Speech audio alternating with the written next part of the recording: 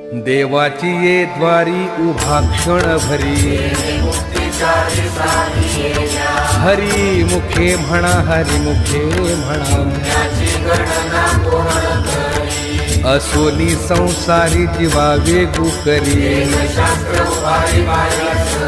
ज्ञान देव म्हणे व्यासाची खुणा, हरिमुखे म्हणा, हरिमुखे म्हणा.